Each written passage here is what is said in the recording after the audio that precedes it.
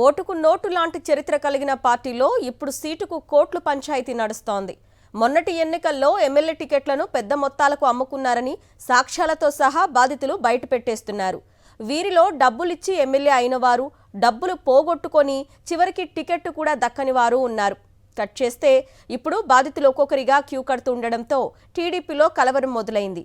ప్రతి విషయాన్ని డైవర్ట్ చేయడంలో పండిపోయిన పచ్చ పార్టీకి ఇప్పుడు కోట్లకు సీట్లు అమ్ముకున్న వ్యవహారాన్ని ఎలా డైవర్ట్ చేయాలో తెలియక కింద మీద పడుతోంది. తమ పార్టీలో ఉన్న వాళ్ళంతా నిజాయితీ పరులు అనేలా మాట్లాడుతూ ఉంటారు చంద్రబాబు. ఇప్పుడు అదే పార్టీకి చెందిన నేతలు సృష్టిస్తున్న సమస్యలతో ఉక్కిరి బిక్కిరవుతున్నారు. అప్పుల్లో ఉన్న ఆంధ్రాలో సంపద సృష్టించి ప్రజలకు పంచుతానని గొప్పలు చెప్పుకుంటున్న చంద్రబాబు తన పార్టీ నేతలు టిక్కెట్లను అమ్ముకుని సొంత సంపద సృష్టించుకున్నారనే విషయాన్ని తెలుసుకున్నారు.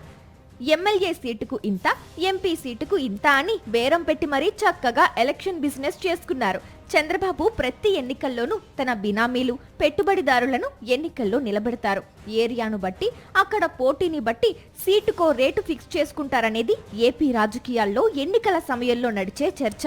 ఉమ్మడి ఆంధ్రప్రదేశ్లో ఓటుకు నోటు కేసులో అడ్డంగా బుక్ అయిపోయిన సందర్భమే బాబు రాజకీయాలకు బెస్ట్ ఎగ్జాంపుల్. చంద్రబాబు అనుసరించే ఈ మనీ పాలిటిక్స్ నే 2024 ఎన్నికల్లో పసుపు నేతలు ఫాలో అయ్యారు.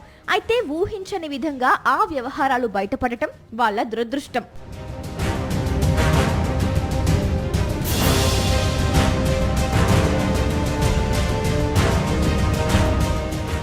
ఎన్టీఆర్ జిల్లాలోని తిరువూరు నియోజకవర్గం సీటు తనకు ఇచ్చేందుకు ఎంపీ కేసినేని చిన్నికి 5 కోట్లు ఇచ్చానని కొలికపూడి శ్రీనివాసరావు ఆధారాలతో సహా బ్యాంక్ స్టేట్మెంట్లను బయటపెట్టడం పెను సంచలనం రేకెత్తించింది. ఎక్కడెక్కడ ఎవరెవరికి ఎంతెంత ఇచ్చారో క్లియర్ గా కొలికపూడి వెల్లడించడంతో ఎంపీ కేసినేని చిన్నితో పాటు టీడీపీ నేతలు షాక్ అయ్యారు.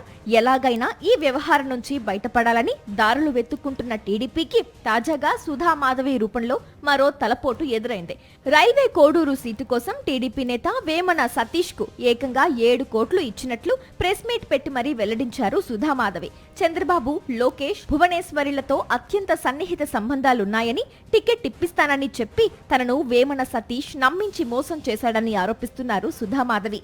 వేమన సతీష్ మాటలు నమ్మి స్థలం, పొలం అమ్మి అవి చాలక బయట నుంచి అప్పులు తెచ్చి మరీ డబ్బులిచ్చానని ఆధారాలతో సహా బయటపెట్టారు. తనకు టికెట్ ఇవ్వకపోగా తన వద్ద తీసుకున్న డబ్బులు కూడా తిరిగి ఇవ్వలేదని, డబ్బులు అడిగినందుకు బెదిరింపులకు దిగడంతో పాటు పోలీసులతో తమను కిడ్నాప్ చేయించారని సుధామాధవి ఆవేదన వ్యక్తం చేశారు. ప్రాణ భయంతో ఉన్న ఊరిని వదిలి వేరే చోట బతుకుతున్నామని, తమకు చంద్రబాబే న్యాయం చేయాలని, లేని పక్షంలో ఆత్మహత్య తప్ప మరో మార్గం లేదని కన్నీటి పర్యంతమయ్యారు. కొలికపూడి కేసినేని చిన్ని వివాదం కొలిక్కి రాకముందే సుధా మాధవి వివాదం తెరపైకి రావడంతో చంద్రబాబు అండ్ కో డిఫెన్స్ లో పడింది.